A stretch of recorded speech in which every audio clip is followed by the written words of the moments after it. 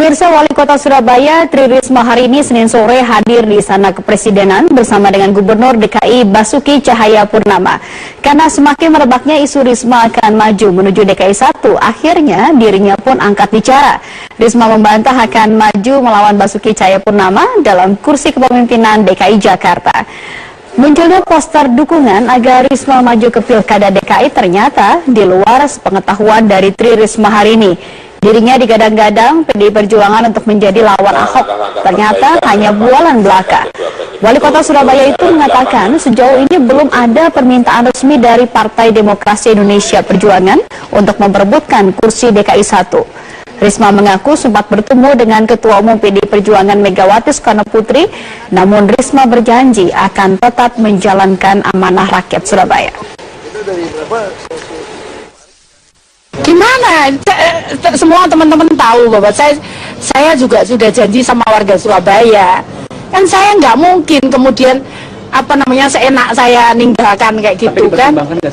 Kenapa enggak? Saya nggak pernah berpikir untuk itu karena terus terang Surabaya itu penduduknya seperempatnya DKI, ya.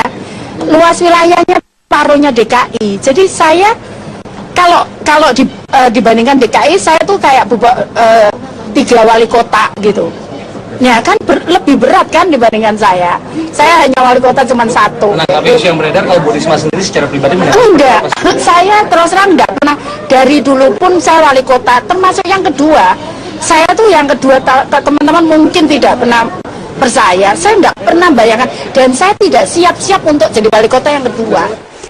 KPK hari ini memeriksa Gubernur DKI Jakarta Basuki Cahayapurnama terkait dengan kasus dugaan suap pembahasan Raperda Reklamasi Teluk Jakarta.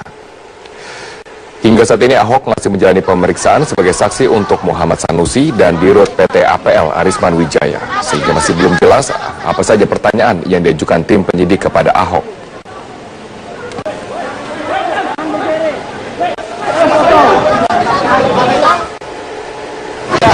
Sebelumnya saat ditemui di Balai Kota, Ahok menyatakan tidak ingin berspekulasi terkait materi pemeriksaan tim penyidik. Yang meyakini pemeriksaan tidak akan terkait teknis dari penyusunan ataupun pembahasan raperda tentang reklamasi, namun lebih kepada peran Ahok sebagai Gubernur DKI Jakarta dalam penyusunan raperda tersebut.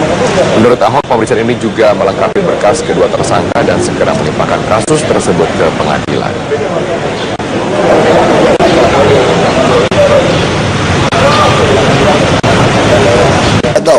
Yang pasti saya dipanggil untuk jadi saksi melengkapi berkasnya Sanusi dan Arisman.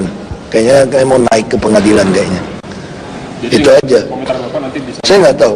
Pasti ditanyain prosesnya. Saya kira kalau soal proses teknis harusnya nggak banyak-banyak ke saya karena saya tidak gitu ikutin. Yang teknis kan udah Ibu Tuti, Pak Gamal udah dipanggil 4-5 kali saya kira tuh. Udah lebih dari cukup. Udah katam itu. Gimana cara bikin? Ya, tapi kira-kira Bapak akan melengkapi informasi apa aja begitu? Saya nggak tahu. Pokoknya kalau ditanya apa saja, pasti saya akan sampaikan apa yang saya tahu untuk saya sampaikan untuk melengkapi. Ya kalau cuma duga-duga, saya nggak berani kan. Nanti urusan KPK kan dia profesional, dia lebih tahu lah. Ada apa, nggak korum-korum gitu kan. Saya nggak bisa duga. Gubernur Sulawesi Selatan Syahrul Yassin Limpo lolos sebagai calon Ketua Umum Partai Golkar tanpa membayar mahar Rp1 pun. Syahrul menilai ini sebagai langkah maju untuk menjadikan Munaslup sebagai proses demokrasi. Panitia Musyawarah Nasional Luar Biasa Partai Golkar telah meloloskan Syahrul Yassin Limpo dan Indra Bambang Utoyo sebagai calon Ketua Umum Partai Golkar yang tidak membayar mahar Rp1 miliar. Ini menunjukkan peraturan yang ditetapkan Panitia Munaslup tidak berlaku adil dan menyeluruh terhadap semua calon ketua umum. Ia mengatakan ini merupakan pertama kalinya dalam sejarah Partai Golkar menerapkan mahar terbuka dalam pencalonan ketua umum. Terkait harta kekayaannya, Gubernur Sulawesi Selatan 5 periode berturut ini enggan menyebutkan secara terbuka. Menurutnya, data harta kekayaannya telah dilaporkan ke Komisi Pemberantasan Korupsi. Penolakan saya dengan menghadirkan mahar politik, mahar dari sebuah pembayaran yang dikaitkan pada kepemimpinan dan rekrutmen kepemimpinan, khususnya dalam rangka pencalonan Ketua Umum Golkar kemarin, dan kemudian hari tadi kemarin jam 4 saya menerima WA, WhatsApp bahwa saya lolos, kemudian walaupun tidak membayar 1 sen pun. Sejumlah mahasiswa asal Nusa Tenggara Timur, daerah pemilihan asal Setia Novanto, mengkritisi masuknya nama Setia Novanto dalam daftar calon ketua umum Partai Golongan Karya. Mereka menilai kontribusi Setia Novanto yang nihil untuk dapilnya, ditambah sejumlah kasus etik dan korupsi yang pernah disangkakan ke mantan ketua DPR itu patut menjadi pertimbangan Partai Golkar dalam menentukan calon pimpinannya.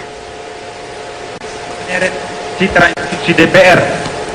Di Jakarta, kelompok mahasiswa yang menyebut diri mereka sebagai mahasiswa NTT Peduli Golkar menyampaikan 6 poin keberatan mereka atas masuknya Setia Novanto dalam daftar 8 calon ketua umum Partai Golkar. Peran nyata Setia Novanto selaku anggota dewan untuk daerah asal pemilihannya Nusa Tenggara Timur tidak dirasakan oleh masyarakat NTT. Pun begitu, sejumlah kasus kontroversial mulai dari pencatutan nama presiden hingga dugaan korupsi beberapa proyek yang mengaitkan nama Setia Novanto menambah celah sosok ketua fraksi Golkar ini untuk maju ke kursi ketua umum Partai Beringin. Mahasiswa NTT Peduli Partai Golkar berharap agar steering committee penyelenggara Munaslup berpikir ulang untuk memasukkan nama Setia Novanto ke jajaran calon ketua umum.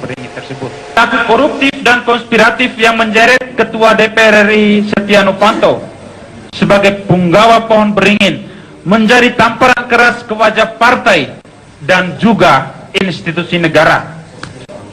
Maka, Barisan Pemuda Mahasiswa Nusa Tenggara Timur Peduli Golkar mendesak agar perilaku cacat seperti ini tidak dapat ditolerir guna pemulihan kredibilitas dan integritas Partai Golkar di mata publik. Penyidik di Treskrimum Polda Metro Jaya kembali menyerahkan berkas perkara kopi bersianida pembunuh Mirna Salihin dengan tersangka Jessica Kumala Wongso ke Kejaksaan Tinggi DKI Jakarta.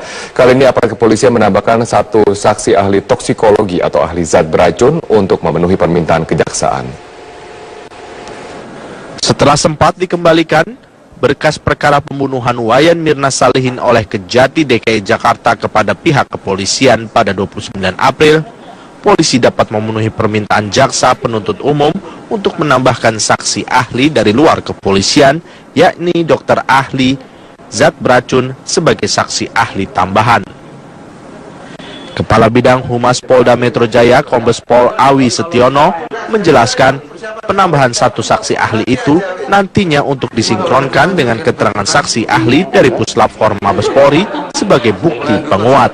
Saksi ahli yang diminta terkait toksikologi ini sebenarnya sudah ada dari Puslap Form Mabes Polri.